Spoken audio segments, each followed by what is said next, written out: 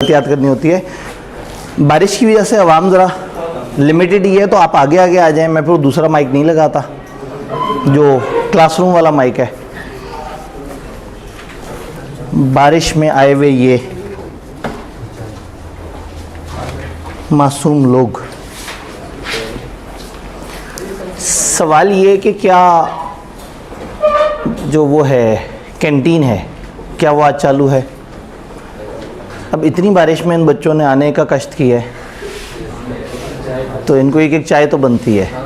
ठीक है जी, तो हम कह सकते हैं कैमरे के सामने हमने जी पूरी क्लास को, जो कॉमनली 250 की कैपेसिटी पे, वो क्लास जो तकरीबन 250 की कैपेसिटी पे नॉर्मली ऑपरेट करती है फिज़िकल क्लास, उस सारी की सारी क्लास के लिए जो है ना वो चाय का नहीं। ठीक है, वाकई मतलब आज के दिन यहाँ तक पहुँचना और जो है ना आप लोगों ने वाकई बड़ा जो है ना इस्तकामत का अजीम मुजाहरा किया है।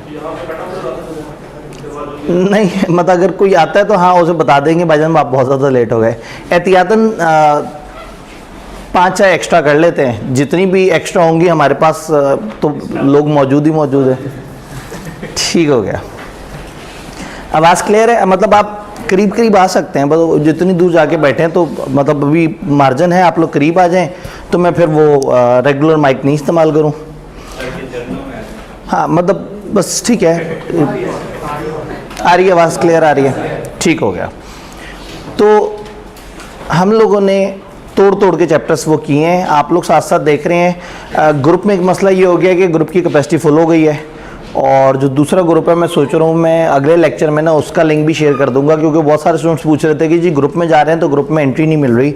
तो व्हाट्सएप के ग्रुप की एक लिमिट होती है, तो इस वक्त करंट लिमिट उन्होंने 1025 पे रखी हुई है। 1025 पे ग्रुप बंद हो जाता है, तो जो हमारा क्रैश कोर्स का मेन ग्रुप है वो बंद हो गया है।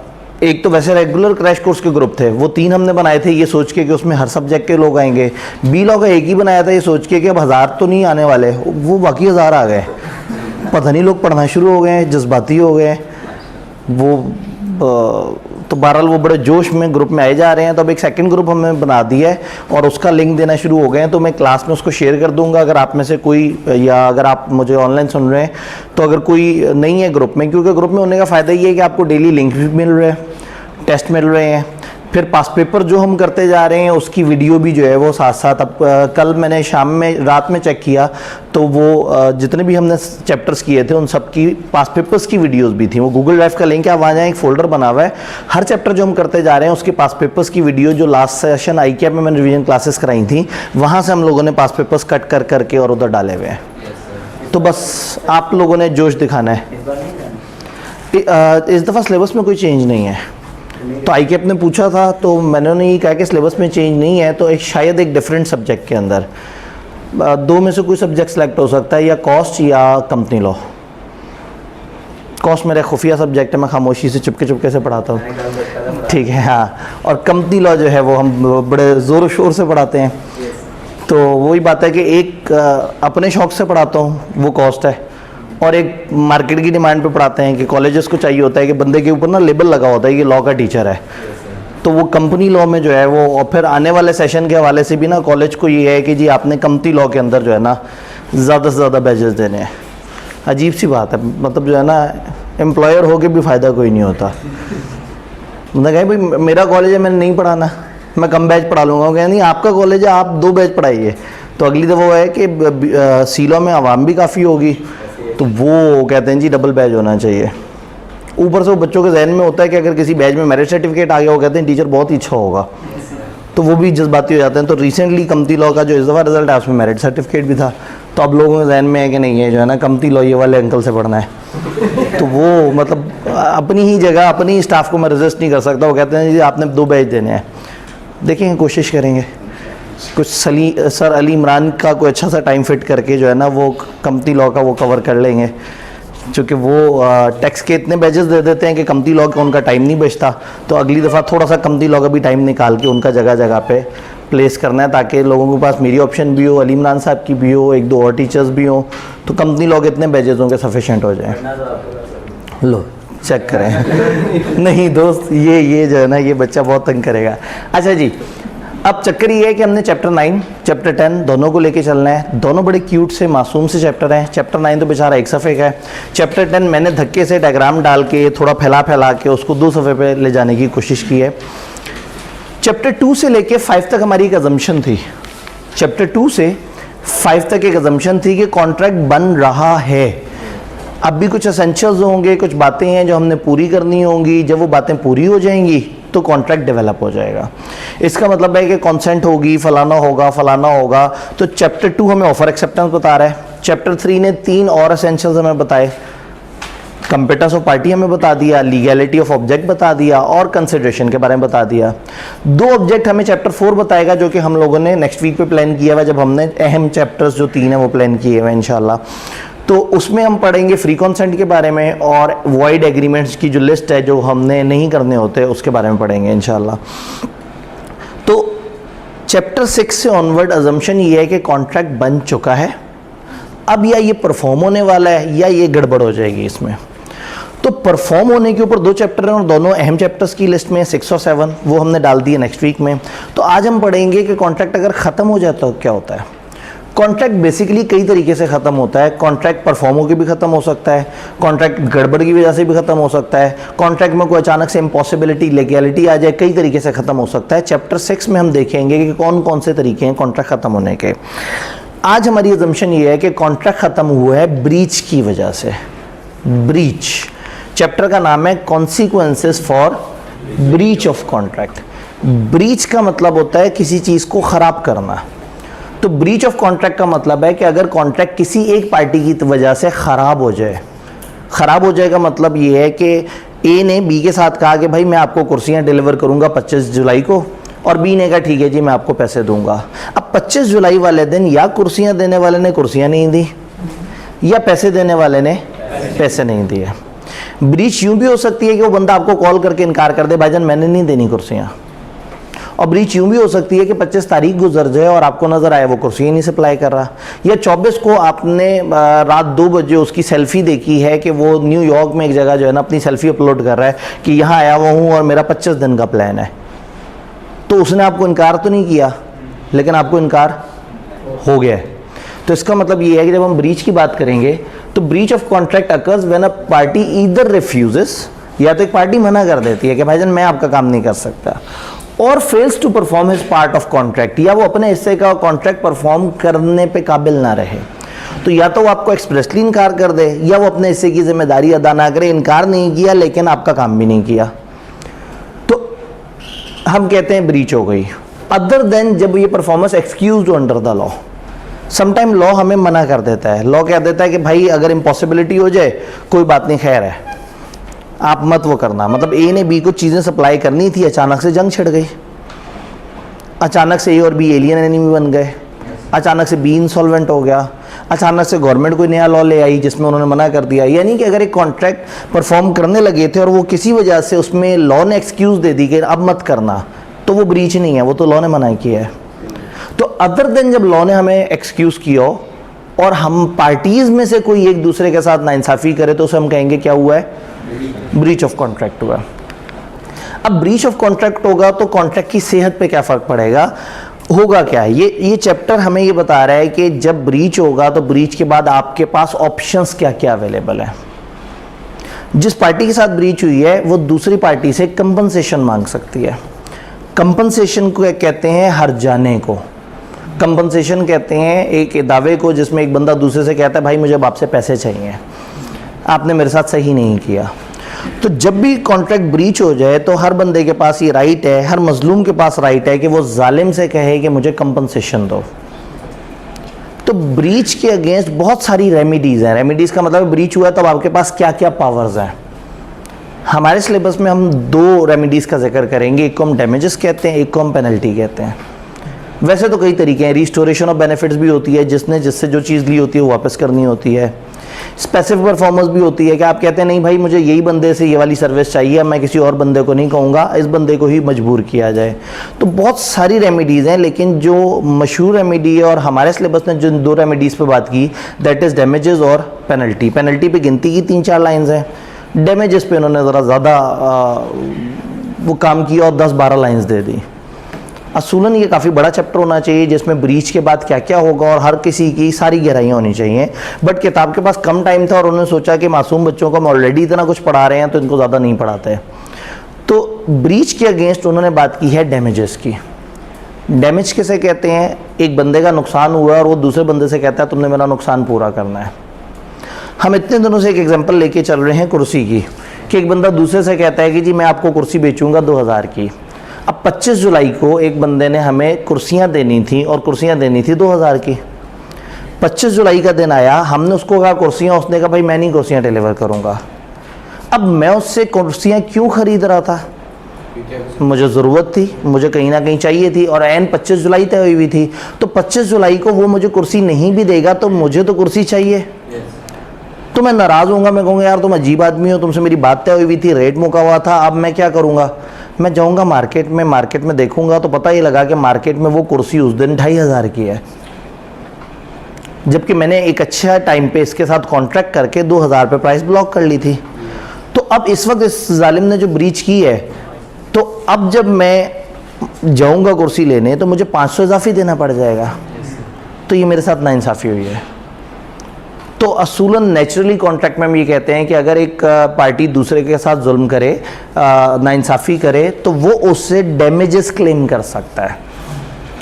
तो मैं उससे कहूँगा भाई तुम्हारी वजह से मेरा इतना नुकसान हुआ, तो तुम्हारी वजह से मेरा इतना नुकसान हुआ तो तुम मुझे नुकसान पूरा करो। नुकसान कितना हुआ है? 500 का। मैं 2000 रुपये उसे दे के कुर्सी लेता, अब मार्केट में मुझे देने पड़ेंगे 2500, तो मेरा 500 इजाफी लगा।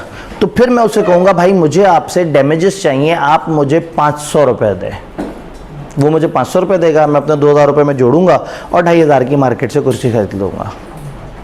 याद रहे, डैमेजेस का मकसद ये नहीं है कि उसको सज़ा दी जाए, डैमेजेस का मकसद ये है कि मेरी तलाफ़ी हो। इस वक्त मेरा ये मकसद नहीं है कि मैं उसको तकलीफ़ पहुँचाऊँ, उसको 500 का जुर्माना हो। मैं उससे 500 इसलिए मांग रहा हूँ कि मेरा नुकसान तो ना हो। तो ये जहन में रखना है कि डैमेजेस का जो मेन पर्पज़ है वो जालिम को सज़ा देना नहीं है, मज़लूम की हिमायत करना है। तो मैं उससे 500 रुपये मांगूंगा और वो चीज़ मार्केट से ख़रीद लूँगा। ये है ऑर्डिनरी डैमेज, ये हमेशा मिलता है जो नेचुरली कॉन्ट्रैक्ट से हुआ और साफ नज़र आ रहा है। समटाइम क्या होता है, एक सेकंड लेवल का डैमेज होता है, एक सेकंड लेवल का नुकसान होता है। मैंने उससे कुर्सियां ख़रीदने की बात की थी और मैंने एक सुपर स्टोर से, एक ऐसे मॉल से बात की हुई थी जहाँ पे मुख्तलिफ़ चीज़ें डिस्प्ले पे होती हैं। मैंने उनसे कहा था कि जी मैं आपको कुर्सी दूंगा बड़ी अच्छी किस्म की और आपने वहाँ पे डिस्प्ले पे लगा देनी है, आप मेरे से वो कुर्सी ख़रीद लें और आप बेचें, बड़ी अच्छी कुर्सी है। उनको मैंने कुर्सी 3000 की बेची। उनसे मैंने कहा 25 जुलाई की शाम मैं आपको कुर्सी ला के दूँगा और कुर्सी मैं आपको बेचूँगा 3000 की। क्यों 25 जुलाई की शाम? मैंने कहा क्योंकि 25 जुलाई की दोपहर को मुझे कुर्सी मिलनी थी। तो जब मुझे दोपहर में कुर्सी मिलनी थी तो मैंने शाम में उस मॉल को ट्रांसफ़र कर देनी थी। अब दोपहर मुझे कुर्सी नहीं मिली, कुर्सी मिली मुझे 500 महंगी, और जब तक मैं कुर्सी लेने जाता वो मॉल का टाइम ख़त्म हो गया था, मैं मॉल को भी कुर्सी नहीं बेच पाया। तो मुझे एक नुकसान तो ये हुआ कि 500 रुपये कुर्सी महंगी मिली। दूसरा नुकसान ये हुआ कि मुझे 1000 रुपये का प्रॉफिट आना था, वो नहीं आया। अब जब कुर्सी 2000 के बजाय 2500 की ख़रीदनी पड़ी तो जिस बंदे को मैंने कहा उसने 500 रुपये दी, उसने कहा मैं शर्मिंदा हूँ, मेरी वजह से आपको 500 का नुकसान हो गया। अब जब मैं उसे जाके कहूँगा भाई तुम्हारी वजह से मुझे एक और नुकसान हुआ 1000 रुपये का, वो कहेगा वो कौन सा नुकसान? मैं कहूँगा तुमसे कुर्सी ख़रीद के मैंने तुम्हें बताया नहीं था, लेकिन आगे मैंने इसको 1000 रुपये प्रॉफिट पे बेचना था, तुमने मेरा 1000 रुपये का भी नुकसान कर दिया। वो कहेगा नहीं यार अब ये गलत बात है, मैंने तुम्हारा जो जायज़ नुकसान बनता था 2000 की चीज़ 2500 की हो गई, मैंने तुम्हें 500 दे दी है। अब तुमने आगे किससे कॉन्ट्रैक्ट किया मुझे थोड़ी पता है। तो ये जो आगे वाला डैमेज है ना, ये स्पेशल डैमेज है, ये वो बंदा नहीं देगा।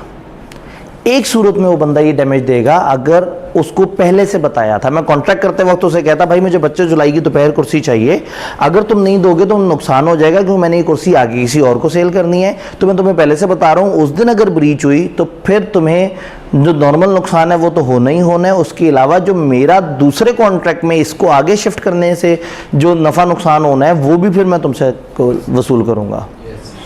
अगर कॉन्ट्रैक्ट करते वक्त बता दिया जाए तो ये स्पेशल डैमेज क्लेम किया जा सकता है, और अगर कॉन्ट्रैक्ट करते वक्त नहीं बताया तो ये क्लेम नहीं हो सकता। तो ये दो तरह के डैमेज हो गए। फिर एक तीसरी तरह का भी डैमेज है, लेकिन पहले ये दो तरह के डैमेज की बात कर लेते हैं। Ordinary damage, there are various remedies, बहुत सारे ऑप्शंस अवेलेबल हैं एग्रीव पार्टी को, जिसमें डैमेजेस सबसे कॉमन है। एग्रीव मजलूम पार्टी के पास बहुत सारे ऑप्शंस हैं, लेकिन सबसे कॉमन क्या है? डैमेजेस मांग लो आप, नुकसान वगैरह मांग लो। ऑर्डिनरी डैमेज किसे कहेंगे? विच arise naturally in usual course of things from the breach itself. Breach होने की वजह से नॉर्मली जो चीज नजर आ रही है, जो नेचुरली नजर आ रही है कि हाँ भाई ये नुकसान हुआ है, वो हमारा कहलाएगा ऑर्डिनरी डैमेज।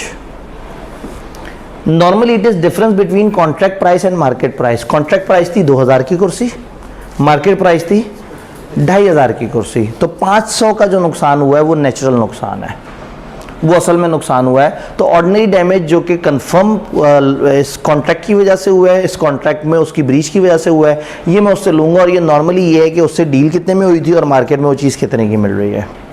स्पेशल डैमेज वो वाले हैं जो मैंने अगले 1000 रुपये की बात की। Arising due to special losses which are in reasonable knowledge of the parties at time of formation of contract.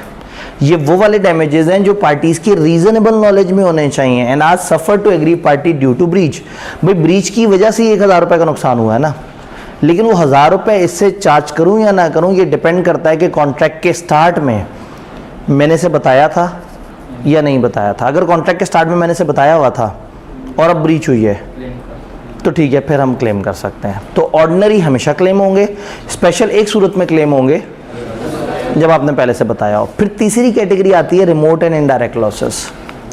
Remote and indirect losses special damage की भी बड़ी ही आगे की किस्म है। भाई उसने मुझे कुर्सी दी, मैंने आगे सप्लाई कर दी, ओके। कुर्सी नहीं दी, मैं आगे मॉल को नहीं दे सका, मुझे 1000 का नुकसान हो गया, उसे पता था तो मैं उससे क्लेम कर लूँगा। फॉर एग्जाम्पल उसने कुर्सी नहीं दी और मैं बहुत दुखी हो गया, या चले मैं नहीं कहता, मेरी एग्जांपल खतरनाक है तो मैं कह देता हूँ ए ने बी के साथ डील की, बी ने ए को कुर्सी टाइम पे नहीं दी, ए बड़ा दुखी हो गया, ए डिप्रेशन में चला गया, पूरी रात रोता रहा।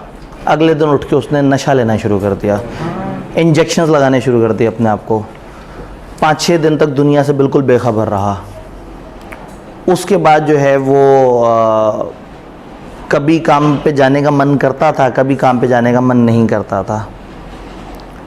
तकरीबन 2-3 साल उसने ज़िंदगी के अजीबोगरीब तरीके से गुजार दिए, और फिर एक दिन अचानक से उसे गुस्सा चढ़ा और उसने चाकू उठाया और जाके किसी बंदे का कत्ल कर दिया, किसी भी XYZ का। और वो XYZ के जो वो उसके वो थे वर्सा थे, वो जनाब अदालत में ले गए मामला। उन्होंने कहा जी इसको सज़ाए मौत दी जाए या कम से कम इससे हमें हर्जाना मिले। उन्होंने कहा जी ये बंदा अगर हमें 30 लाख हर्जाना दे देता है तो ठीक है, फिर हम इस पे सज़ाए मौत का क्लेम वापस ले लेते हैं। अदालत ने कह दिया हाँ जी मिस्टर ए अब तुम 30 लाख रुपए जुर्माना दो। अब मिस्टर ए मिस्टर बी को ढूंढ रहा है, क्योंकि मिस्टर बी ने उस दिन कुर्सियाँ नहीं दी थी, याद है कहानी कहाँ से शुरू हुई थी। वो जाके कहेगा तुम्हारी कुर्सियाँ ना देने की वजह से मुझे 30 लाख का जुर्माना हो गया है। तो कहेगा यार अब इतनी भी नहीं होने वाली, कहाँ ये तुम्हारा कत्ल और कहाँ उस दिन की एक कुर्सी की सप्लाई। उस दिन तुम्हारी मॉल वाली बात तो मैंने मान ली थी, क्या ठीक है वो तो सामने सामने नजर आ रहा है, अब इतनी दूर की तो मत लेके आओ। तो जब एक बंदा साबित कर दे कि एक डैमेज हुआ उसी वजह से है कि ब्रीच हुई थी, हुआ तो इसी वजह से, ना उस दिन कुर्सी वो डिले करता, ना ये नशा लेना शुरू कर देता और ना ये कत्ल करता। लेकिन अब कत्ल का वाकया उस कुर्सी के डिलीवर होने से इतना दूर हो गया है कि नाजायज़ है कि हम यहाँ पे क्लेम करने वाले से कहें कि तुम दूसरे बंदे से पैसे मांगो। इसको हम कहते हैं रिमोट एंड इनडायरेक्ट लॉस। ये कभी नहीं मिलते। ऑर्डिनरी डैमेज हमेशा मिलते हैं, स्पेशल डैमेज तब मिलते हैं जब पार्टी की नॉलेज में हो, और रिमोट एंड इनडायरेक्ट लॉस कभी भी नहीं मिलते। यानी some time losses clearly result from breach of contract but are considered too remote. होते तो लॉस ब्रीच की वजह से, लेकिन इतने दूर के, रिमोट होता है ना जिससे दूर की चीज़ को आप ऑन कर लेते हैं, इतने दूर समझे जाते हैं कि ये अनफेयर है कि एक्सपेक्ट करें डिफेंडेंट को जिस पे इल्ज़ाम लगाया उससे एक्सपेक्ट करें कि वो क्लेमेंट को जिसने इल्ज़ाम लगाया है, क्लेम करने वाला और डिफेंड करने वाला। तो ये बड़ा जुल्म हो जाएगा कि हम क्लेम करने वाले को ये कहें कि तुमने उस दूसरे बंदे से ये पैसे मांगने हैं। No compensation is to be given for any such remote and indirect loss और डैमेज। तो 3 तरह के हमें डैमेज नजर आए, ऑर्डिनरी डैमेज, जो लाजमी मिलेगा, जो नेचुरली हुआ है, जो सामने सामने का नुकसान है, मार्केट प्राइस और कॉन्ट्रैक्ट प्राइस। स्पेशल डैमेज जो पार्टी को पहले से बताया हुआ था, अगर पहले से बताया हुआ था तो आप उससे कंपनसेशन मांग सकते हैं, अगर नहीं बताया हुआ था तो कंपनसेशन नहीं मांग सकते। स्पेशल डैमेज थोड़ा सा इनडायरेक्ट होता है। और फिर बहुत ही इनडायरेक्ट डैमेज, दूर दराज का एक डैमेज, पार्टी के नॉलेज में भी हो तो भी वो इतना दूर होता है कि हम कहेंगे कि भाई ये जुल्म है कि कुर्सी ना देने की वजह से आप कहेंगे बंदे ने कत्ल कर दिया, या बहुत लंबी बहुत दूर की बात आपने कर दी, इतने दूर का लॉस हम आपको नहीं चार्ज करें। तो ये 3 तरह के डैमेज। अब यहाँ किताब जो है क्या करती है, डैमेजेस के कुछ रूल्स बताने के ऊपर बड़ी पक्की हो जाती है। वो कहते हैं जी हमने अब जो है ना डैमेजेस के रूल्स बताने हैं, 4 में से 2 टेक्निकल रूल्स हैं और 2 सीधे रूल्स हैं। पर्सन हु राइटली रिस्काइंड, रिस्काइंड ये वर्ड आप नोट कर लें, कैंसिल के लिए जगह जगह इस्तेमाल होगा, लीगल वर्ड रिस्काइंड, कैंसिल कर देना। जब एक बंदा राइटली कॉन्ट्रैक्ट कैंसिल करे, राइटली कॉन्ट्रैक्ट कौन कैंसिल करेगा, जिसके अगेंस्ट जुल्म हुआ है। एक बंदे को कुर्सी डिलीवर होनी थी, नहीं हुई, उसने कहा ठीक है बस हमारा कॉन्ट्रैक्ट खत्म। इसने कॉन्ट्रैक्ट खत्म किया है ब्रीच की वजह से और इसने राइटली खत्म किया है। तो जो बंदा राइटली खत्म करता है contract is entitled to compensation for losses suffered. जो राइटफुली कॉन्ट्रैक्ट कैंसिल करेगा उसको ये हक है कि जो भी कंपनसेशन है वो मांग सकता है, वो डैमेजेस मांग सकता है। कहने का मतलब है मजलूम डैमेजेस मांग सकता है, जालिम डैमेजेस नहीं मांगेगा। तो ये लाइन तो बड़ी क्लियर सी है। ये पॉइंट तो बता रहा है कि जब भी एक बंदा राइटफुली कॉन्ट्रैक्ट कैंसिल करेगा कि उसके अगेंस्ट ब्रीच हुई है, वो कंपनसेशन मांग सकता है, समझ आती है। ये rule, compensation for damages from breach of quasi contract shall be same as in other contract. Quasi contract में भी अगर कोई डैमेज होगा, नुकसान होगा, तो उसका भी यही रूल है जो कि हमने सादा कॉन्ट्रैक्ट्स में पढ़ा है। ये हमें ना भी बताते तो हमें ये तो पता है कि कॉसाई कॉन्ट्रैक्ट बन जाते हैं खुद ब खुद, तो उसमें भी ब्रीच के वही रूल्स होंगे जो यहाँ है। तो 4 में से 2 रूल तो सीधे सीधे से हैं। एक उन्होंने कहा कि भाई जिसके साथ जुल्म हुआ है वो डैमेजेस ले सकता है। दूसरा उन्होंने कह दिया कि कॉसाई कॉन्ट्रैक्ट में भी वही रूल हैं जो कि नॉर्मल कॉन्ट्रैक्ट वाले हैं। अब 2 और बातें उनको हम कंबाइन समझने की कोशिश करते हैं। जैसे ही उस बंदे ने कुर्सी नहीं दी, मिस्टर बी ने मिस्टर ए को कुर्सी नहीं दी, तो मिस्टर ए मार्केट में गया और मार्केट में उसे पता लगा कि वो कुर्सी उसको 2500 की भी मिल सकती है मार्केट में, और एक बड़ी अच्छी ब्रांडेड दुकान है जिसमें वही कुर्सी 2800 रुपये में भी मिल जाएगी। वो भाई साहब जान के गुस्से में गए और 2800 रुपये की कुर्सी लेके आए। अब लॉ कहेगा भाई ऊपर की 300 नहीं मिलेंगे आपको। जिसका नुकसान हुआ है उसने उस नुकसान को बढ़ाने की कोशिश नहीं करनी, और फिर देखना ये है कि उस वक्त उसके पास क्या क्या ऑप्शंस अवेलेबल हैं। कुर्सी नहीं मिली टाइम से, तो बजाय इसके कि अगले ही लम्हे गुस्से में जाके मार्केट से कुर्सी खरीद के लेके आए, दूसरे बंदे ने कुर्सी नहीं दी और उसने एक मैसेज छोड़ा हुआ था कि देखो मैं कुर्सी अभी नहीं दे रहा, लेकिन मैं 2 घंटे बाद किसी तरह से तुम तक कुर्सी पहुंचा दूंगा, तुम बताओ अगर तुम्हें नुकसान नहीं हो रहा तो 2 घंटे बाद कुर्सी दे दूं। अब ये सोचे ही ना कि मेरे पास एक ऑप्शन ये है कि मैं 2 घंटे इंतजार कर लूँ, और डायरेक्ट सोचे मेरे पास एक ही ऑप्शन है कि मार्केट से जाके कुर्सी खरीद लूँ। तो अदालत डैमेजेस अवॉर्ड करते हुए ये देखेगी कि इस बंदे के पास क्या क्या ऑप्शंस अवेलेबल थे और क्या इसने उनको एक्सरसाइज किया या नहीं किया। तो इसका मतलब है कि डैमेजेस अवॉर्ड करते हुए देखा जाएगा कि क्या डैमेज को, नुकसान को कम किया जा सकता था और इसने कम करने की कोशिश की या नहीं की। और दूसरा ये कि उस बंदे के पास क्या क्या ऑप्शंस अवेलेबल थे, वो क्या क्या कर सकता था जो उसने नहीं किया। In estimating loss arising from a breach, the means का मतलब है options, the options which existed of resolving the inconvenience, उस प्रॉब्लम को रिजॉल्व करने के जो जो ऑप्शंस थे caused by breach must be taken into account। जब भी लॉस को आप एस्टिमेट कर रहे होंगे तो ये जरूर देखेंगे कि उस बंदे के पास उस दिन क्या क्या ऑप्शंस अवेलेबल थे जिससे वो उस प्रॉब्लम से बाहर निकल सकता था। दूसरा, it is duty of aggrieve party, मजलूम की ड्यूटी है to take all reasonable steps to mitigate the loss. वो हर मुमकिन कोशिश करे कि लॉस को मिटिगेट कर सके। मिटिगेट का मतलब होता है कम करना, लॉस को कम कर सके caused by breach, and can not claim compensation for loss which could have been avoided easily. वो लॉस जो इजीली अवॉइड हो सकता था वो उसे करना चाहिए था। तो यानी हम कहते हैं कि एग्री पार्टी को चाहिए कि वो रीजनेबल स्टेप ले और जितना नुकसान बचा सकता है उतना नुकसान बचा ले। फॉर एग्जांपल उसने 2 कुर्सियां मांगी थी, एक कुर्सी वो कह रहा है मैं सप्लाई कर सकता हूँ, दूसरी नहीं कर सकता, तो भाई फिर आपने जाके 2 कुर्सियां मार्केट से नहीं खरीदनी, एक कुर्सी इसकी ले लेनी है और एक कुर्सी मार्केट से खरीद लेनी है, ताकि नुकसान 500-500 इकट्ठा होकर 1000 ना हो, सिर्फ एक कुर्सी पे नुकसान हो। तो एग्रीव पार्टी के जिम्मे 2 बातें हैं, एक तो वो लॉस को कम करने की हर मुमकिन कोशिश करेगा, दूसरा ये है कि उसके पास जो जो ऑप्शंस होंगी वो कोशिश करेगा कि उन ऑप्शंस को अवेल करे। डैमेजेस अवॉर्ड करते हुए अदालत ने ये देखना है कि उसके पास क्या ऑप्शंस अवेलेबल थे और वो ऑप्शंस उसने एक्सरसाइज किए या नहीं किए। तो अगर एक मजलूम ज़्यादा सियाना बनने की कोशिश करेगा और खामखा अपना डैमेज खुद ही से बढ़ा देगा, जैसे क्या होता है कि इंश्योरेंस कंपनी को आप कहते हैं कि जी अगर मेरी गाड़ी का एक्सीडेंट हुआ तो वो पुर्जा आप रिप्लेस करके देंगे या रिपेयर करा के देंगे। अब एक बंदे की गाड़ी कहीं टकराई और उसके बम्पर पे खराश आ गई, तो उसे पता है कि इंश्योरेंस कंपनी वाले क्या करेंगे, वहाँ बस उसकी मुरम्मत करके और काम चला देंगे। तो उसने जान के गाड़ी दीवार में मार दी ताकि पूरा बम्पर टूट जाए। अगर इंश्योरेंस वालों को पता लग जाए कि ये नुकसान इसने खुद बढ़ाया है तो फिर उसको वो कंपनसेट नहीं होगा। तो रूल ये है कि एग्रीव पार्टी ने नुकसान को बढ़ाने की कोशिश नहीं करनी, कम करने की कोशिश करनी है, हर मुमकिन कोशिश करनी है। अच्छा जी, अच्छा है, चलो कैमरे पे ये बात भी तो हो ना चाय की, इनको साड़ा तो लगे, ये बारिश में घर बैठ गए, कोई बात नहीं, सर को ऑनलाइन सुन लेंगे। दोस्तों आप आए होते, चाय पी रहे होते, कितना रूहानी माहौल बना हुआ था यहाँ पे जी। क्या हाँ, ये इधर वाले ये कह रहे हैं कि आप लोग मत आया करें, आप लोग नहीं आते तो हमें चाय मिल जाती है।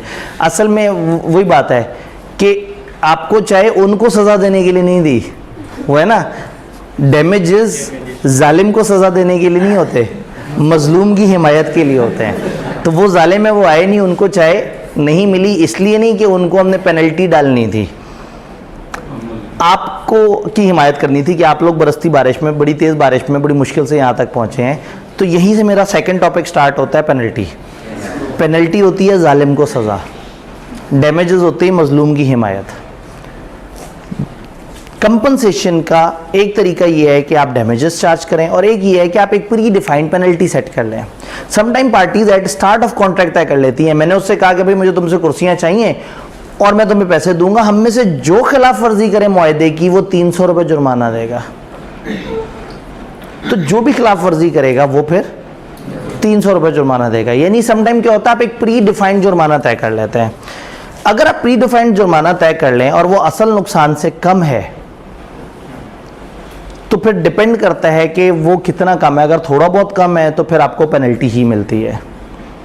अगर आप पेनल्टी सेट कर लें ज़रूरत से ज़्यादा, बहुत ही बड़ी एग्जेजरेटेड अमाउंट रख लें कि मैं उससे कहूँ कि देखो अगर तुमने मुझे टाइम पे कुर्सी नहीं दी तो चूंकि ये तुमने गलत अमल किया तो मैं 1 लाख रुपए का जुर्माना होगा। अगर उसने भी साइन कर दिया, मैंने भी साइन कर दिया, कॉन्ट्रैक्ट तो बन गया, लेकिन अदालत में अगर मामला पहुंचेगा तो अदालत कहेगी यार ये लाख बहुत ज़्यादा है, इसको रीज़नेबल करो, ये बहुत ही ओवर हो गई है बात। तो पेनल्टी में क्या होता है कि दोनों पार्टीज प्री डिफाइंड एक अमाउंट सेट कर लेती हैं पहले से ही सेट की हुई अमाउंट को पेनल्टी कब कहेंगे, जब उसमें 2 शर्तें हों। नंबर 1 वो एग्जेजरेटेड हो, ज़रा ज़्यादा बढ़ी हुई हो, यानी एक्सपेक्टेड लॉस से भी ज़रा ज़्यादा बढ़ी हुई हो, और दूसरा उसकी कोई लिंक ना हो लॉस के साथ, कोई कनेक्शन ना हो। मैं ये ना कहूँ कि अगर तुमने मेरे साथ जुल्म किया तो जितना नुकसान हुआ है उसका 130% तुम्हें पेनल्टी पड़ेगी, ये तो लिंक हो गया।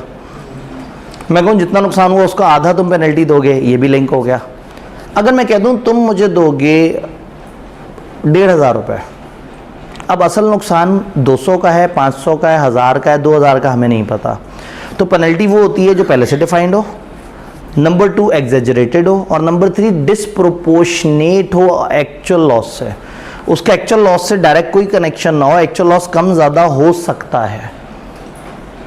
किताब से पूछते हैं, वो कहते हैं पार्टीज टू कॉन्ट्रैक्ट में agree at the time of its formation के वक्त एग्री कर सकते हैं कि on breach of contract by either of them, इनमें से किसी की तरफ से भी अगर ब्रीच हो गई, a certain specified sum will be payable as, एक पहले से ही डिफाइंड सम जो है वो डैमेजेस के तौर पे दिया जाएगा। सच अमाउंट मे और may not be termed as penalty, ये पेनल्टी हो भी सकती है और नहीं भी, यानी हर पहले से डिफाइन की हुई चीज़ पेनल्टी नहीं है। अगर पहले से डिफाइन कर दिया कि जितना लॉस हुआ उसका 130% दिया जाएगा तो ये प्री डिफाइंड है, लेकिन फिर ये पेनल्टी नहीं बनेगी। पेनल्टी कब बनेगी? It would be term penalty if it is exaggerated and disproportionate to damage likely to occur. अगर वो एग्जेजरेटेड हो, जरूरत से बढ़ी हुई हो, और डिसप्रोपोर्शनेट हो डैमेज लाइकली टू अकर, जितना नुकसान होने का अंदेशा है उससे क्या हो? डिसप्रोपोर्शनेट हो, प्रोपोर्शनेट ना हो, तो इसको हम फिर कहेंगे पेनल्टी। तो पेनल्टी प्री डिफाइंड होनी चाहिए, थोड़ी बढ़ी हुई होनी चाहिए, ज़रा एक्सपेक्टेशन से ज़्यादा बढ़ी हुई, और नुकसान से उसका कोई डायरेक्ट लिंक नहीं होना चाहिए। ऐसे ही जैसे पुलिस वाले कहते हैं कि अगर आपने हेलमेट नहीं लगाया तो आपको 2000 का फ़ाइन, फॉर एग्जांपल। अब हेलमेट ना लगाने से अगर आपका एक्सीडेंट होता है खुदा ना खास्ता, तो नुकसान छोटा भी हो सकता है और बहुत बड़ा भी हो सकता है नुकसान। तो अगर नुकसान का तखमीना ना लगाएं और हम एक प्री डिफाइंड अमाउंट सेट कर देंगे 2000 रुपये नुकसान, या फॉर एग्जांपल आप सिग्नल तोड़ते हैं तो पुलिस वाले कहते हैं फ़र्ज़ करें 1000 रुपये का चालान, तो सिग्नल तोड़ने पे हो सकता है आप साइकिल में टकराते हो, उस बेचारे का पैडल टेढ़ा हो जाता तो 70 रुपये का नुकसान होता। हो सकता है आप एक बाइक में टकराते और उसका साइलेंसर डिंगा हो जाता और जो है वो उस पर आपको 700-800 रुपये खर्च करना पड़ता। या आप हो सकता है सिग्नल तोड़ते और एक पराडो में जाके टकरा देते, फिर आपका कुछ ना बचता। तो कहने का मतलब ये है कि दिस इज़ नॉट इम्पॉर्टेंट कि नुकसान कितना हुआ है, इम्पॉर्टेंट ये है कि प्री डिफाइंड अमाउंट कितनी है। तो ट्रैफिक पुलिस ने अगर कह दिया कि 1000 का चालान होगा, अगर आप सिग्नल तोड़ेंगे तो 1000 का चालान होगा, इंटरेस्टिंग बात है, आप किसी को भी ना टकराएं फिर भी 1000 का चालान हो जाना है। तो इसका मतलब है पेनल्टी एक प्री डिफाइंड ऐसी अमाउंट है जो थोड़ी सी ज़रा बढ़ी हुई हो तो ज़्यादा अच्छी बात है, थोड़ी सी बढ़ी हुई हो और डिसप्रोपोर्शनेट होनी चाहिए। लेकिन अगर वो ज़रूरत से ज़्यादा बढ़ी हुई है तो फिर अदालत उसे रीज़नेबल करेगी, यानी कि court will award only reasonable compensation not exceeding that maximum amount. जैसे कोई बात है कि बंदे जज्बाती होकर क्या लाख रुपए जुर्माना दूंगा अगर कुर्सियाँ नहीं दी टाइम पे, तो ये लाख बहुत ओवर हो गया, अदालत उसको रीज़नेबल करके मुनासिब जगह पे सेटल कर देगी। अगर वो केस अदालत में लेके जाएगा तो? अगर केस अदालत में जाएगा तो, अगर अदालत देखिए अदालत में जाएगा ही तब जब एनफोर्स करना होगा। क्यों जाएगा मामला अदालत में? जब आप कहेंगे पैसे दो, तो वो कहेगा मैं क्यों पैसे दूं भाई, मैंने ऐसा क्या किया है। तो भाई अगर तो पार्टीज कॉन्ट्रैक्ट को पूरा कर लें तो अदालत की ज़रूरत ही नहीं है। अदालत की ज़रूरत ही तब आएगी जब आपको एनफोर्स कराना पड़ेगा, मजबूर करना पड़ेगा किसी को कि भाई तुम कॉन्ट्रैक्ट को फॉलो करो, तो फिर अदालत आएगी। अगर पार्टी शरीफ हैं, उन्होंने आपस में डील की और आपस में उसको एग्जीक्यूट कर दिया, तो कोई भी कभी अदालत नहीं जाएगा। अदालत आप इसलिए जाते हैं कि आप कॉन्ट्रैक्ट एनफोर्स करा सकें। जी, अगर उसने पेनल्टी पे कर दी तो फिर अदालत उसे लेके क्यों जाएंगे भाई? देखिए ना, फॉर एग्जांपल आपको पुलिस वाला कहता है चलाना होगा, आप कहते हैं मैंने नहीं देना, जो करना है कर लो। बंदे इकट्ठे हो गए, शोर मच गया, सारा कुछ है, उसके पास ये हक है कि आपको उठा के अदालत ले जा सकता है कि ये गवर्नमेंट का लीगल जुर्माना नहीं दे रहा। लेकिन अगर आपने पैसे दे दिए तो गल मुक गई जी। अगर वो ज़रूरत से ज़्यादा चार्ज कर रहा है, फॉर एग्जांपल एक फाइन पेनल्टी है जो बहुत ज़्यादा सेट हुई हुई है और आप एक गरीब आदमी और आप कहते हैं यार ये तो बड़ा जुल्म है, आप पराडो वालों से ले लो 10,000 रुपये जुर्माना जब वो सिग्नल तोड़े। मैंने तो साइकिल पे सिग्नल तोड़ा है, ठीक है, या तो मैं पैदल चलते चलते सिग्नल तोड़ गया। तो हो सकता है फिर मामला अदालत में जाए और अदालत कहे कि नहीं भाई ये साइकिल वाले बंदे के लिए या गरीब बंदे के लिए ये बहुत बड़ा जुर्माना है। तो अगर अमाउंट ज़रा ज़्यादा सेट हो जाए तो कोर्ट उसको रीज़नेबल कर सकती है। नॉर्मली वो क्या करते हैं, वो कहते हैं जितना इसने नुकसान किया बस यहाँ तक ले जाओ इसे। अगर बी को ए के ब्रीच करने की वजह से कोई पेनल्टी पड़े तो वो क्लेम कर? जी, अगर एक बंदे को दूसरे की ब्रीच की वजह से पेनल्टी पड़े तो भी ये नुकसान वो उसी से कवर करेगा। फॉर एग्जांपल मुझे कुर्सी टाइम पे नहीं मिली और कुर्सी मैंने आगे सप्लाई करनी थी और मैंने उसे कहा था कि कुर्सी में आगे सप्लाई करनी है और उसने कहा था कोई मसला नहीं, चिंता की ज़रूरत नहीं है। हुआ क्या, उस दिन उसने ब्रीच की, अगले वाले बंदे को सप्लाई नहीं कर सका, कॉन्ट्रैक्ट तो हाथ से गया सो गया, उसने मुझे 200 रुपये जुर्माना कर दिया, तो भी ये स्पेशल डैमेज है, मैं इस बंदे से क्लेम कर सकता हूँ। Eight the time of contract बताना ज़रूरी है कि देखो मैं तुम्हारे साथ डील कर रहा हूँ, ये मैंने आगे कॉन्ट्रैक्ट करना है, फिर उस कॉन्ट्रैक्ट में मुझे जो नुकसान हुआ उस कॉन्ट्रैक्ट में, अब उस कॉन्ट्रैक्ट में नुकसान ये हुआ कि उसने आपसे 1000 रुपये डैमेजेस के मांग लिए, या आपको नुकसान ये हुआ कि 1000 रुपये, दो नुकसान है ना, एक आप प्रॉफिट नहीं कमा सके, एक उसने आपसे कोई कंपनसेशन मांग ली कि मेरा एक नुकसान हुआ है तुम्हारी वजह से, तो वो अगर पेनल्टी चार्ज कर दे, वो जुर्माना मांग ले आपसे और आपका प्रॉफिट का नुकसान हो, तो ये सब आप मांग सकते हैं सामने वाले बंदे से, प्रोवाइडेड कि आपने इसको पहले से बताया हुआ था। जी, एक कॉन्ट्रैक्ट में क्या पेनल्टी और स्पेशल डैमेज हो सकते हैं? यूँ समझे कि पेनल्टी और ऑर्डिनरी डैमेज एक दूसरे के सब्स्टिट्यूट है। पेनल्टी और ऑर्डिनरी डैमेज नॉर्मली एक दूसरे के सब्स्टिट्यूट हैं। स्पेशल डैमेज अगर पार्टीज की नॉलेज में है तो वो मिल जाने हैं। डन। दोबारा वापस आते हैं, हम शायद भूल गए थे ये क्रैश कोर्स है, तो इसमें जो है ना वो हमारे पास हम अचानक से फ्लो में बहते चले गए, तो वो इधर दामन वक्त में गुंजाइश थोड़ी सी कम है। ईमेल बहरहाल मौजूद है, आप लोगों की ईमेल आ रही होती हैं और रात 3-3 बजे तक आ रही होती हैं, और मैं तकरीबन अभी सुबह 5:30 बजे तक की सारी मेल्स रिप्लाई हुई थी। सिर्फ एक स्टूडेंट जिसने लंबी सी काउंसलिंग मांगी थी कि मैं स्ट्रेस में हूँ, मुझे इस तरह से, वो सिर्फ उसको रिप्लाई नहीं किया। तो कोई भी सवाल पूरे दिन में कभी भी जहन में आए आप मुझे ईमेल कर दें, कोई मसला नहीं, मैं उसको आंसर कर दूंगा। यहाँ दामन वक्त थोड़ा सा कम है, रेगुलर सेशन में तो बहुत सवाल जवाब चलते हैं, लेकिन इधर अब जो है ना अब हमारे पास टारगेट कम है, हमने कम वक्त में बहुत ज़्यादा पढ़ना है। आखिरी चीज़ ये है कि पेनल्टी की एक किस्म हो सकती है condition for increase interest from date of default. Penalty की किस्म ये हो सकती है कि भाई जिस दिन डिफ़ॉल्ट हुआ, भाई अभी तक हम कह रहे थे कि कुर्सी देने वाले ने कुर्सी नहीं दी, ऐसा भी तो हो सकता है कि कुर्सी लेने वाला कुर्सी ले ले और 2000 रुपये ना दे। तो एक पेनल्टी ये भी चार्ज हो सकती है कि वो कहे अगर तुमने टाइम पे पैसे ना दिए तो हर दिन तुम्हें 2% इंटरेस्ट में चार्ज करूंगा। अब आप कहेंगे सर ये तो प्रोपोर्शनेट हो गया, असल नुकसान कितना हुआ है? इस बंदे ने 2000 उसे नहीं दिया, उस 2000 से पता नहीं उसने कितना फ़ायदा करना था, वो 2000 अपने बिजनेस में लगाता, 400 कमाता, 15 रुपये कमाता, 20 रुपये कमाता, 1000 रुपये कमाता, हमें नहीं पता। तो हमें ये नहीं पता कि उसको 2000 ना मिलने से असल में नुकसान कितना हुआ है, लेकिन इसको उसने कह दिया कि भाई तुम 2% पर डे मुझे जुर्माना दोगे। तो इसका मतलब ये है कि ये जुर्माना उस असल लॉस का एस्टीमेट नहीं है। तो पेनल्टी की एक किस्म हो सकती है कि आप एक कंडीशन रख दें इंक्रीज्ड अमाउंट की कि आपको इंटरेस्ट समेत अमाउंट देनी होगी फ्रॉम डेट ऑफ डिफ़ॉल्ट। तो ये भी एक किस्म है, ये कह के किताब शर्मिंदा होके पर्दे के पीछे चली गई, यानी कि कुछ नहीं बताया इसमें। इस चैप्टर में बहुत सारी चीज़ें अधूरी छोड़ दी और निकल गए जल्दी से, और कुछ तशनगी रह गई, लेकिन कोई बात नहीं, हमारा तो फ़ायदा ही है, हमें उतना याद करना पड़ेगा जितना किताब में दिया हुआ है। तो डैमेजेस और पेनल्टी हमने समझे। डैमेजेस 3 तरह के, ऑर्डिनरी, स्पेशल और रिमोट। ऑर्डिनरी हमेशा मिलेंगे, स्पेशल तब मिलेंगे जब पहले से अच्छी तरह से पता हो, वरना नहीं मिलेंगे, और रिमोट चाहे पहले से भी पता हो नहीं मिलेंगे, क्योंकि वो बहुत दूर की बात है, ये अनफेयर है कि हम एक्सपेक्ट कर रहे हैं। पेनल्टी प्री डिफाइंड अमाउंट है, एग्जेजरेटेड अमाउंट है और डिस्प्रोपोर्शनेट अमाउंट है। ज़रूरत से ज़्यादा बड़ी हो तो कोर्ट उसको सेट कर देगा। तो ये ओवरऑल हमने बातें पढ़ी हैं। तो ये चैप्टर छोटा है लेकिन इसकी लैंग्वेज टेक्निकल है, हमें उम्मीद है ये लैंग्वेज समझ आ गई है। दामन वक्त में गुंजाइश कम है, और अब हमें चैप्टर नंबर 10 की तरफ जाना है। क्या हुआ? एग्जेजरेटेड का मतलब होता है बढ़ा चढ़ा कर, कहते हैं वो बंदा बहुत एग्जेजरेट कर रहा है। जब कोई अचानक से कहता है ना कि वो मियाँ जदों आवेगा तो वो पाकिस्तान बन जावेगा, या दूसरा बंदा कहता है कि वो तब्दीली आएगी तो आग लग जाएगी, इस तरह के जुमलों को, इन दोनों जुमलों को कहते हैं एग्जेजरेट करना। एग्जेजरेट करने का मतलब होता है बढ़ा चढ़ा कर बयान करना। मैंने दोनों पार्टीज़ कवर करने की कोशिश की है ताकि कोई भी एक पार्टी के जो चाहने वाले हैं वो अचानक से पथरावना शुरू कर दें। तो एग्जेजरेट का मतलब होता है जब एक बंदा बहुत बढ़ा चढ़ा के, जैसे एक बंदा बैठा हुआ लंबी लंबी गप्पें फेंक रहा हो ना, और एक और दोस्त आए वो पूछे ये क्या कर रहा है, आप कहें यार बहुत एग्जेजरेट कर रहा है। तो एग्जेजरेट करने का मतलब है ज़रूरत से ज़्यादा बढ़ा कर बयान करना। तो पेनल्टी एग्जेजरेट का मतलब है ज़रा बड़ी हुई। लें जी, मामला है नाजुक, वक्त है कम। Appointment and authority of agent.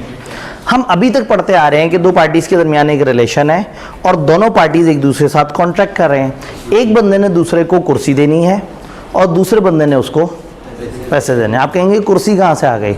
असल में जब पहले दिन क्लास शुरू हुई तो उस दिन कुर्सियों का मसला चल रहा था, तो ऑन द स्पॉट जो मुद्दा सामने था हमने वो पकड़ा और एग्जांपल पकड़ ली, और अब सेशन एंड तक बार बार ये कुर्सी आपकी जान नहीं छोड़ेगी।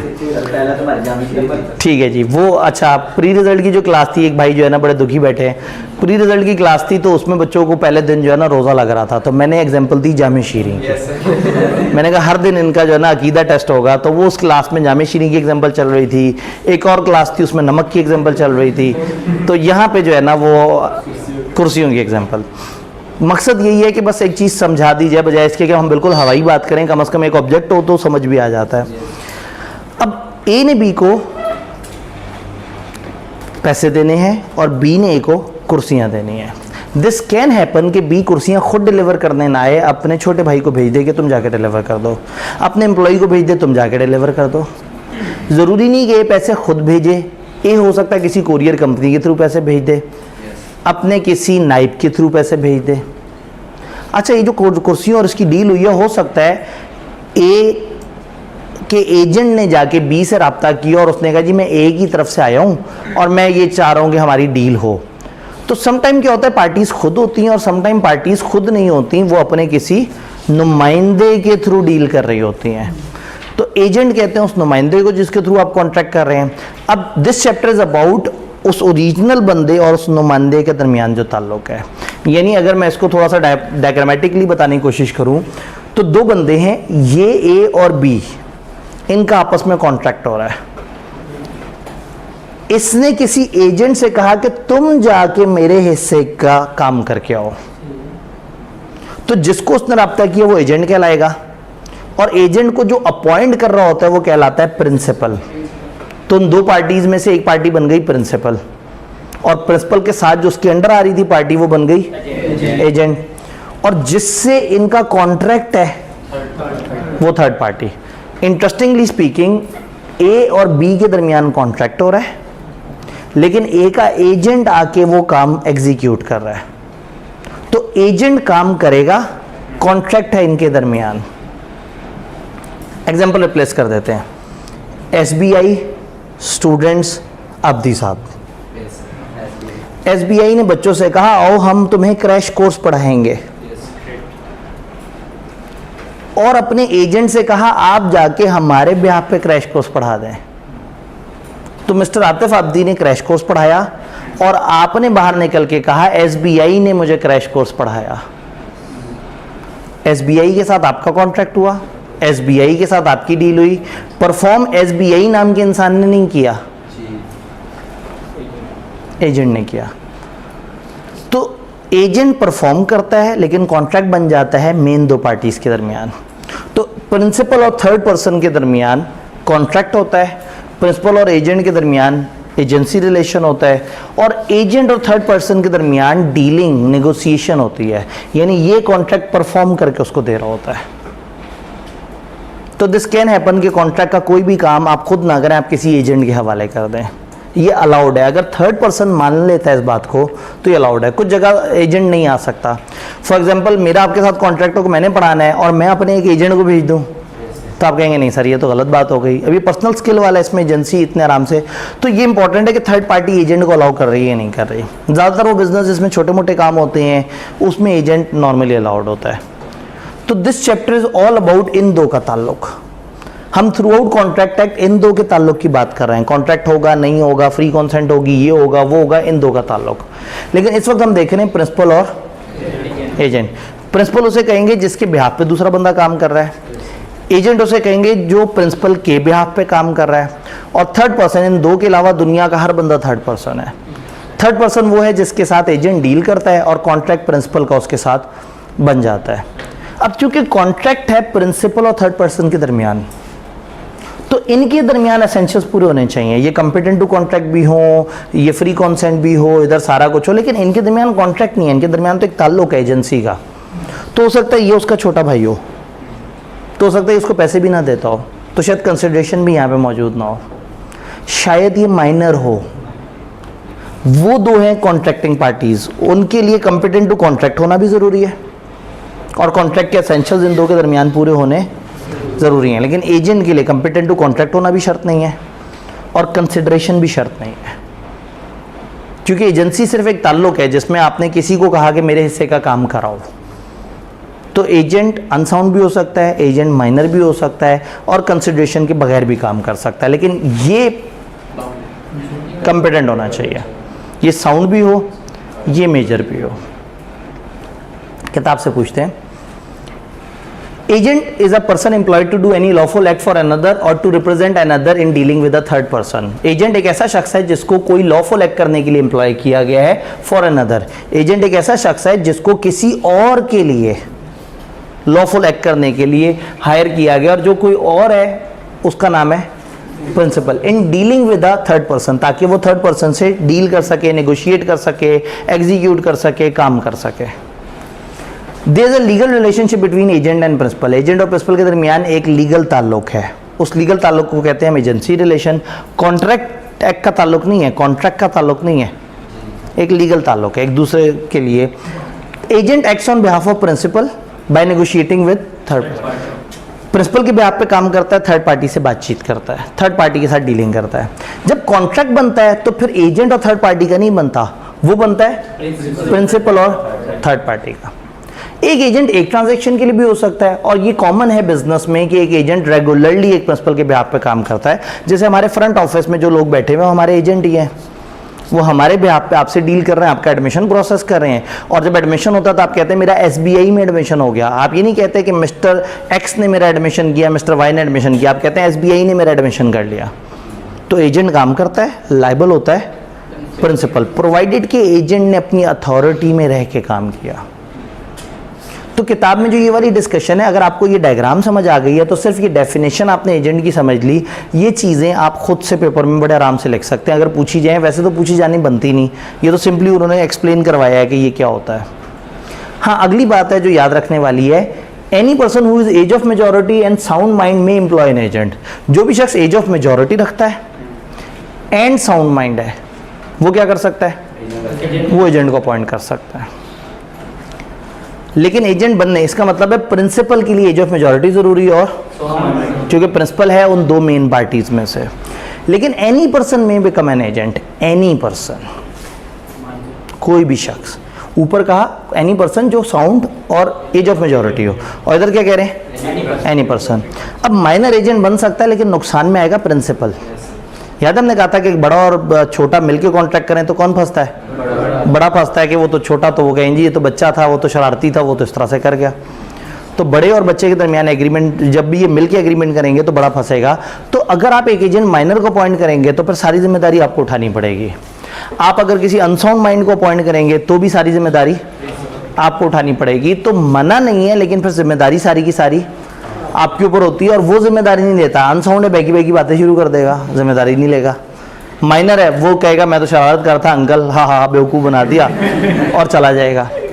तो ये जहन में रखना है कि बन तो कोई भी शख्स एजेंट जाता है, और वो एजेंट रिस्पॉन्सिबल होता है अपने प्रिंसिपल को according to provision of contract act. वो अपने प्रिंसिपल को लायबल होता है, सिवाय वहाँ जहाँ वो पर्सन माइनर हो, या इसका मतलब है कि एजेंट कैन बी माइनर और अनसाउंड। लेकिन एक नुकसान बता दिया लॉ ने कि देखो फिर वो आपको लायबल नहीं होगा और आप फंस जाओगे थर्ड पार्टीज के सामने। तो माइनर और अनसाउंड एजेंट बन सकता है, लेकिन एक अच्छी बात नहीं है। दूसरी बात उन्होंने कहा नो कंसिडरेशन इज रिक्वायर्ड कि एजेंसी क्रिएट करने के लिए, तो एजेंसी बनाने के लिए आपको कोई कंसिडरेशन नहीं चाहिए।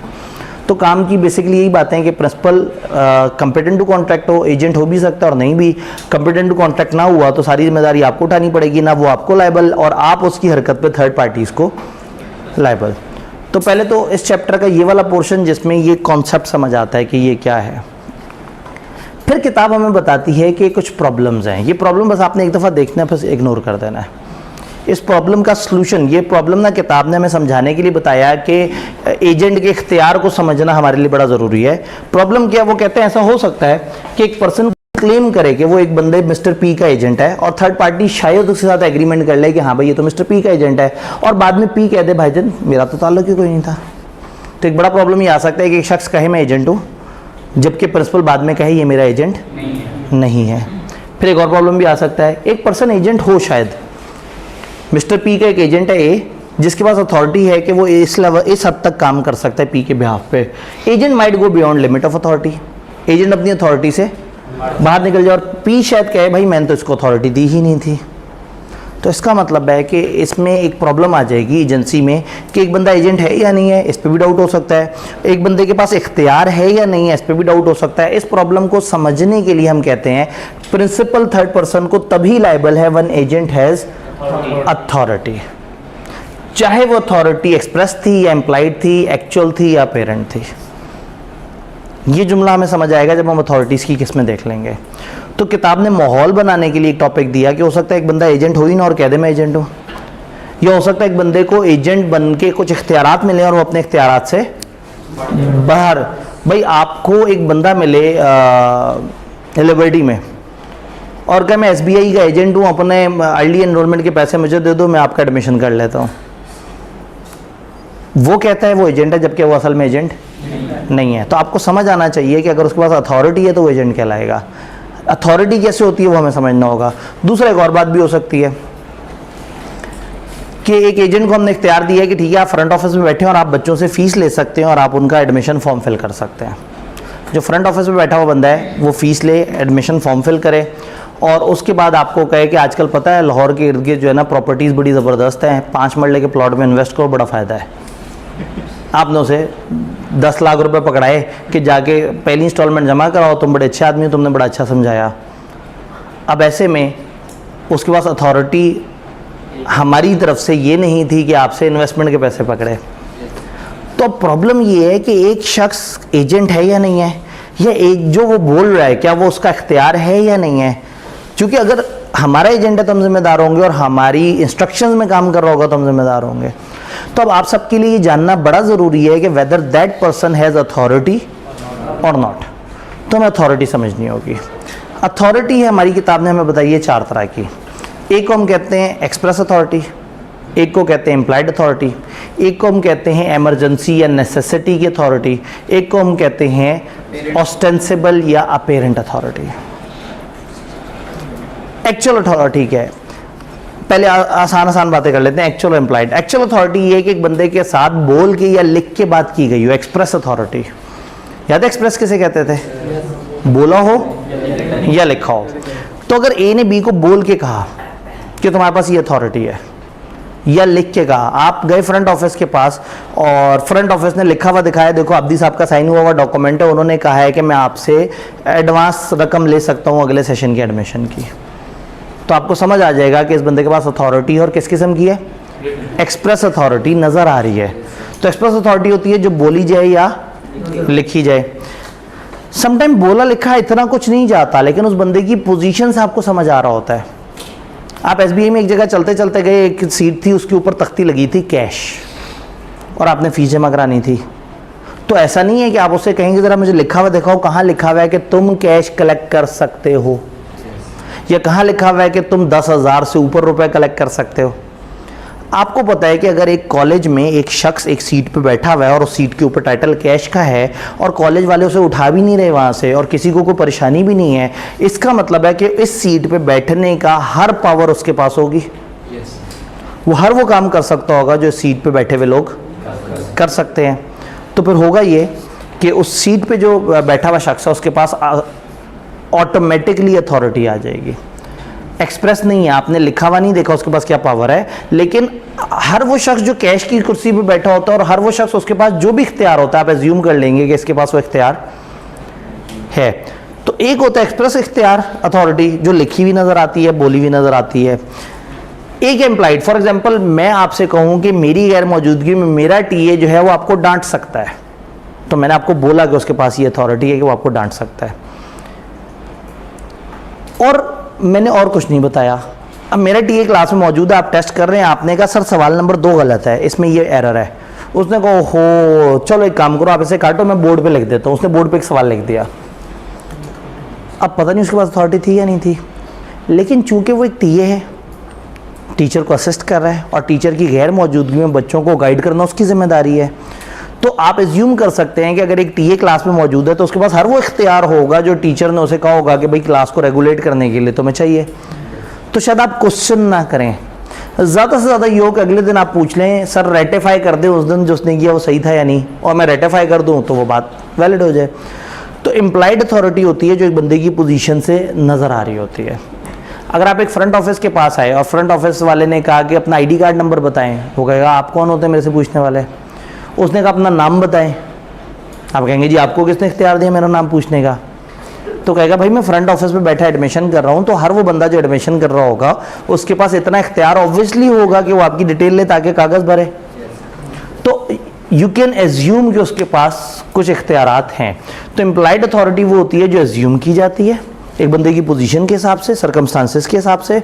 और एक्चुअल अथॉरिटी या एक्सप्रेस अथॉरिटी जो बोली जाए लिखी जाए। किताब से पूछते हैं, किताब ने कहा एक्सप्रेस और implied authority written agency agreement में give the agent express authority. अगर कुछ रिटर्न हो, कुछ लिखा हुआ हो, कुछ एक्सप्रेसली बताया गया हो तो एजेंट को एक्सप्रेस अथॉरिटी मिल जाएगी। प्रिंसिपल बताएगा what task, power and authority the agent can exercise, तो ये बन जाएगी एक्सप्रेस अथॉरिटी। इम्प्लाइड अथॉरिटी क्या होगी? Authority of agent in excess of his express authority. Express authority तो लिखी हुई है, अब कैश वाले के बाहर कुछ नहीं लिखा हुआ, तो क्या उसकी जीरो अथॉरिटी है? नहीं। हर वो बंदा जो कैश पे बैठा होता है इस तरह के एजुकेशन इंस्टीट्यूशन में, उसके पास जिस किस्म की भी पावर होती है वो पावर इसके पास होगी। तो implied authority, authority of agent in excess of his express authority inferred from the circumstances, जो सर्कमस्टांसेस से आपको नजर आ रही है, आप सर्कमस्टांसेस से समझ सकते हैं। थिंग्स स्पोकन और रिटन, जो बोली जाएं या लिखी जाएं, और ऑर्डिनरी कोर्स ऑफ डीलिंग, और जो नॉर्मल डील हो, में ऑल्सो बी अकाउंटेड फॉर। अब इम्प्लाइड अथॉरिटी का ये मतलब नहीं कि आपने एक्सप्रेस को इग्नोर कर देना है, जो उसकी पोजीशन से जाहिर हो रहा है वो तो उसकी अथॉरिटी है, और उसके पास राइटिंग में जो इख्तियार है वो भी उसकी अथॉरिटी है, तो आपने उसको भी काउंट फॉर करना है। तो इम्प्लाइड अथॉरिटी में इम्प्लाइड अथॉरिटी तो है ही है, उसके अलावा जो नॉर्मल डीलिंग्स हैं और उसके अलावा जो लिखी हुई चीज़ें हैं आपने उसको भी काउंट फॉर करना है, और उसके मुताबिक समझ लेना है कि इस बंदे के पास क्या इख्तियार है। तो एक बंदे के पास एक्सप्रेस अथॉरिटी हो सकती है कि लिखा हुआ हो कि वो क्या कर सकता है, इम्प्लाइड अथॉरिटी हो सकती है कि उसकी पोजीशन से ये साबित हो कि वो क्या क्या कर सकता है। फिर तीसरी तरह की अथॉरिटी आती है agent authority in emergency. Normally इसको समझाने के लिए मैं क्लास में एक एग्जांपल देता हूँ, और वो एग्जांपल एक डायग्राम के थ्रू होती है, और वो डायग्राम आपके सामने पहले से लिखी हुई है। डायग्राम ये है कि एक शख्स बहरी जहाज़ में, बहरी जहाज़ तो ज़रा बड़ा होता है, एक कश्ती में सामान लेके आ रहा है। उस शख्स के पास 20 किलो सामान है, वो उस कश्ती में सामान लेके आ रहा है, और साहिल पे प्रिंसिपल खड़ा इंतज़ार कर रहा है। एक शख्स इंतज़ार कर रहा है जिसका सामान आ रहा है। जब ये आगे बढ़ा तो अगर ये समंदर आपने मान लिया है तो फिर इसे मानना पड़ेगा कि एक तूफ़ान है, ठीक है। तो ये मतलब जो है ना, फिर ये यकीन की आला मंजिल है कि आप इसे मान लें कि ये समंदर है, ये मान लें कि इंसान है, और ये एक कश्ती है। तो ये एक कश्ती में 20 किलो का सामान लेके आ रहा है प्रिंसिपल का। तूफ़ान आया, तूफ़ान से कश्ती ने हिचकोले खाए और कश्ती में छोटा सा सुराख हो गया, अंदर पानी आ गया। इसने जल्दी से वो सुराख बंद किया, और सुराख तो बंद हो गया लेकिन पानी अंदर आ गया है। आपको पता है पानी जब आएगा तो वो तह में बैठेगा, पहले वो बाल्टियों से निकलेगा भी नहीं। अब कश्ती का वज़न हो गया ज़्यादा, और आपको पता है कि पानी पे तैरती हुई चीज़ें डेंसिटी के प्रिंसिपल पे चल रही होती हैं, मैस पर यूनिट वॉल्यूम, कि अगर एक कश्ती का वॉल्यूम ज़्यादा है और मैस कम है तो वो तैरती रहेगी, लेकिन अगर उसका मैस इतना ज़्यादा बढ़ गया कि उसकी रेशो वॉल्यूम से ख़राब हो गई, याद है फिज़िक्स वाली बात है, गुब्बारा डूबता नहीं और सुई डूब जाती है। अच्छा, सुई डूब जाती है, बहरी जहाज़ नहीं डूबता। तो इसका मतलब है कि एक वॉल्यूम और वज़न का आपस में एक तनासुब होना चाहिए। गुब्बारे का वॉल्यूम ज़्यादा होता है और वज़न, तो इसका मतलब है उसका मैस डिवाइडेड बाय वॉल्यूम बहुत ही लाइट होगा। वॉल्यूम बहुत ज़्यादा और मैस कम, तो बहुत ही छोटी परसेंटेज आएगी। और सुई का वॉल्यूम छोटा सा और वज़न गुब्बारे से भी ज़्यादा, तो जब मैस को डिवाइड करेंगे वॉल्यूम से तो वो बढ़ जाएगा, रेशो बढ़ेगी। अगर वो पानी की रेशो से बढ़ गई, पानी की भी एक डेंसिटी होती है, तो वो डूब जाएगी, और ना बढ़ी तो तैरती रहेगी। तो जैसे ही कश्ती में पानी आएगा, अगली टेंशन ये पड़ जाएगी कि अगर ये पानी से इसका वज़न बढ़ गया तो ये कश्ती डूब सकती है। तो ऐसे में उसको नज़र आया कि कश्ती आहिस्ता आहिस्ता आहिस्ता आहिस्ता नीचे जा रही है। अब ऐसे में बेस्ट सोल्यूशन ये है कि कश्ती का वज़न कम कर दिया जाए। उसने देखा कश्ती नीचे की तरफ जा रही है तेज़ी से, जल्दी से मोबाइल निकाला इसको रब्ता करने के लिए, सिग्नल ही नहीं आ रहे थे। अब इमरजेंसी हो गई है। इसने रफ अंदाज़ा लगाया, इसका एक एक्सपीरियंस था कि अगर 5-6 किलो के करीब सामान इसमें से कम हो जाए तो कश्ती बच जाएगी। इसने 5-6 किलो उठा के सामान समंदर में फेंक दिया। साहिल पे पहुंचा, कश्ती से सारा सामान ऑफलोड हुआ, सारा सामान उतर रहा था। 14 किलो सामान उतरा, 6 किलो सामान नहीं उतरा। प्रिंसिपल ने कहा वो 6 किलो के साथ क्या किया? उसने कहा याद है आपने कहा था फेंक दो। तो मैंने कब कहा था फेंक दो? क्योंकि याद करें जब तूफ़ान आया था, मैंने आंखें बंद करके आपको सोचा कि आप यहाँ होते तो क्या करते हैं। आप ज़ाहिर अपना 20 किलो सामान बचाने के लिए कुछ सामान की कुर्बानी दे देते। अगर कश्ती डूब जाती तो सारा सामान डूब जाता। तो अगर आप यहाँ होते, तो मैंने सोचा आप यहाँ होते तो आप क्या करते? आप भी उस 20 किलो सामान को बचाने के लिए 6 किलो को उठा के समंदर में फेंक देते। तो मैंने आप बन के एमरजेंसी में आपकी तरह सोचा। तो वो कहेगा शाबाश, उसे गले लगा लेगा, आंखों में आंसू आ जाएंगे और सोचेगा अगली दफ़ा किसी सियाने बंदे से जो है ना सामान मंगवाएंगे। लेकिन इस एक्ट को वो अनजस्टिफाइड एक्ट नहीं कह सकता, क्योंकि इमरजेंसी थी, रियल इमरजेंसी थी, प्रिंसिपल से रब्ता भी मुमकिन नहीं था, और इसने प्रिंसिपल को नुकसान से बचाने के लिए हर मुमकिन ईमानदारी से कोशिश की। अगर ये अपने केस में अपना सामान लेके भी आ रहा होता तो भी 6 किलो सामान फेंक देता।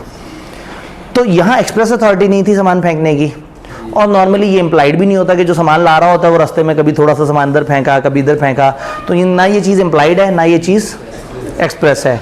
ये एक इमरजेंसी है। इमरजेंसी में, नेसेसिटी में अचानक से प्रिंसिपल को लॉस से बचाने के लिए जो करना पड़ेगा वो करेगा।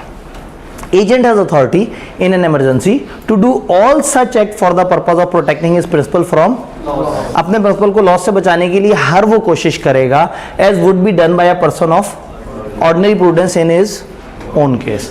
कोई नॉर्मल अकल रखने वाला बंदा अपने केस में जो कुछ करेगा, एजेंट के पास इख्तियार है कि अगर वो वही कर देता है तो फिर मान लिया जाएगा कि उसके पास अथॉरिटी थी।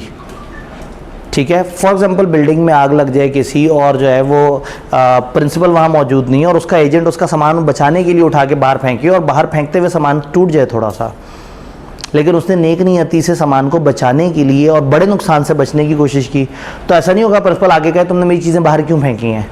वो कहेगा जी इमरजेंसी में आपके सामान को बचाने की मैंने कोशिश की थी। तो अगर एक इमरजेंसी में एक एजेंट कोई ऐसा काम करे जो उसकी अथॉरिटी नहीं था, लेकिन साबित हो जाए कि अगर वो ना करता तो ज़्यादा नुकसान हो जाता, या उसने नेक नियति से वो किया, तो फिर वो उसकी अथॉरिटी माना जाएगा। कोई भी ऑर्डिनरी प्रूडेंस, नॉर्मल अकल रखने वाला बंदा अपने केस में जो भी उस नुकसान से बचने के लिए करे, अगर इमरजेंसी में एक एजेंट ने वो वही किया जो करता कोई भी और करता, तो फिर मान लिया जाएगा कि उसके पास ये अथॉरिटी थी। इसमें पास पेपर में एक बड़ा अच्छा सवाल है, जब पास पेपर की डिस्कशन की वीडियो देखेंगे तो आपको अच्छा लगेगा। ये पास पेपर की डिस्कशन की वीडियो आप ऐसे ही तो नहीं देखते जैसे ये वीडियो देखते हैं, बल्कि उनसे पूछ लो। ये तो आप क्लास अटेंड करते हैं, फिर आप खुद से पास पेपर्स को कोशिश करेंगे, जब किसी सवाल पे अटकेंगे तो वो वीडियोस काम आएंगी, रादर देन कि उन वीडियोस को भी प्ले करके कहें लो जी मेरे चैप्टर भी कवर हो गया, मेरा पास पेपर्स भी कवर हो गए। तो दरमियान में आपने खुद कोशिश करनी है, और बैकअप के तौर पे वो वीडियोस हैं।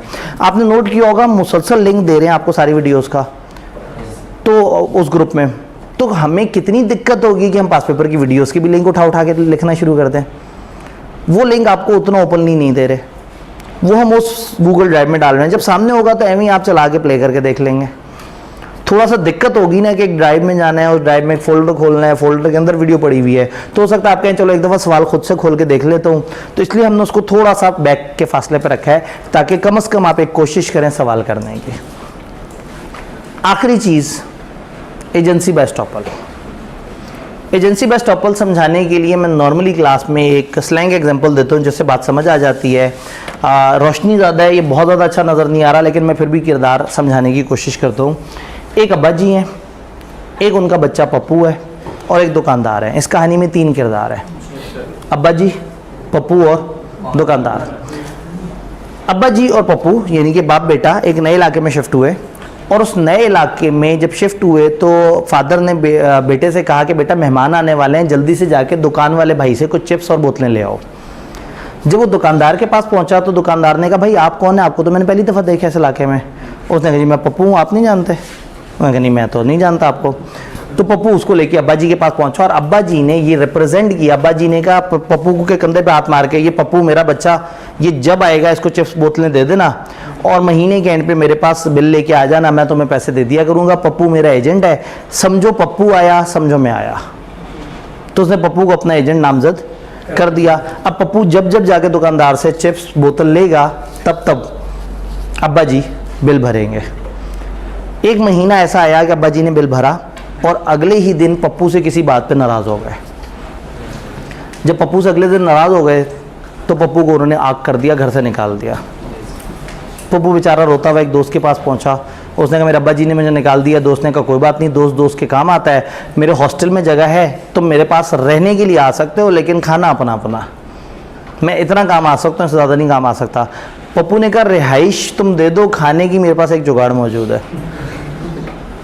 पप्पू पहुंचा दुकानदार के पास, कहा अंकल बोतल चिप्स। अंकल ने बोतल चिप्स दे दिए। पूरे महीने इनसे आके चिप्स, बोतल, जूस, और दुकानदार सोच रहे हैं कि इस दफ़ा बड़े मेहमान आ रहे हैं अब्बा जी के पास, और पप्पू को चीज़ें दे ही जा रहा है। महीने के एंड पे बिल लेके पहुंचा अब्बा जी के पास। अब्बा जी ने कहा ये कौन सा बिल है, इस महीने तो मैंने कुछ मंगवाया ही नहीं। उन्होंने कहा वो आपका एजेंट पप्पू डेली सामान लेता रहा है। अब अगर अब्बा जी कह देंगे उसको तो मैंने निकाल दिया है, तो दुकानदार कहेगा मुझे नहीं बताना था। तो जब आपने कहा कि ये शख्स मेरा एजेंट है, तो अब आप डिनाई नहीं कर सकते कि मेरा एजेंट है, या तो मुझे कह देते, मना कर देते। अब उसके ये एक्शन, ये जो मेरे से आके सामान खरीदता रहा है, आपको इसकी जिम्मेदारी लेनी पड़ेगी और आपको मुझे पैसे देने पड़ेंगे। तो एजेंसी बाय एस्टॉपल कहलाती है ये, लेकिन इसमें अथॉरिटी होती है ऑस्टेंसिबल। ऑस्टेंसिबल कहते हैं अपेरेंट को, अपेरेंट कहते हैं जो नजर आ रही है। दुकानदार को जब पप्पू दिखता था उसको अब्बा जी नजर आते थे, उसको उस पप्पू में उसके फादर की झलक नजर आती थी कि खरीदारी पप्पू कर रहा है लेकिन पैसे किसने देने, अब्बा जी ने। तो वो पप्पू को देख के हमेशा एजेंट मानता था। अब वो पप्पू एजेंट नहीं रहा, लेकिन दुकानदार की नज़र में अभी भी अपेरेंटली वो एजेंट है। तो समटाइम ऐसा होता है कि एक शख्स आपका एजेंट होता है लेकिन आप नहीं बताते बाद में कि एजेंसी खत्म हो गई है, और फिर थर्ड पर्सन बिलीव करता है कि वो आपका एजेंट है। तो किताब के अल्फाज हैं, principal is liable to third party when third party has reason to believe that agent has authority. जब थर्ड पर्सन को पता हो कि हाँ भाई उस बंदे के पास अथॉरिटी है, even though he is not an actual agent, अगर वो एक्चुअल एजेंट नहीं भी हो तो भी उसके पास अथॉरिटी, वो समझेगा। Third party can assume that agent holding a particular position, एक खास जगह पे मौजूद जो एजेंट है हैज ऑल द पावर जो कि उस पोजीशन को दी जाती है, अनलेस कि थर्ड पर्सन को पता हो। तो उसको पता है कि पप्पू जब भी आएगा मैं इसे सामान दूंगा क्योंकि बस इसके पास अथॉरिटी है, अनलेस कि बता दिया गया हो कि पप्पू की अथॉरिटी खत्म हो चुकी है। डन। तो ये ऑस्टेंसिबल अथॉरिटी है, इसकी लैंग्वेज थोड़ी सी टेक्निकल है, इसलिए मैंने उस लैंग एग्जांपल दी कि उस लैंग एग्जांपल से बात ज़रा थोड़ी बेहतर समझ आ जाती है। दो छोटे छोटे चैप्टर हैं, आपने जल्दी से चैप्टर 9 को देखना, उसकी लैंग्वेज टेक्निकल है। चैप्टर 10 में सिर्फ ये ऑस्टेंसिबल अथॉरिटी के अल्फाज थोड़े से पेचीदे हैं, बाकी बड़ा मज़ेदार चैप्टर है। दोनों बड़े अच्छे चैप्टर्स हैं। और एक रीज़नेबल नंबर के सवाल आप ये देखें कि 6, 7, 8, 9, 10 में 8 भी छोटा सा एक सफ़े का है, और 9, 10 तो 6, 7 के अलावा ये 3 चैप्टर्स हैं, छोटे छोटे से चैप्टर्स हैं, इनके ऊपर एक अच्छी ग्रिप आपकी होनी चाहिए।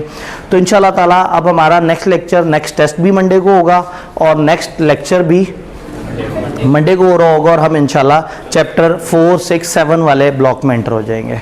अपना ख्याल रखिएगा। अब अगली क्लास वाले जो है ना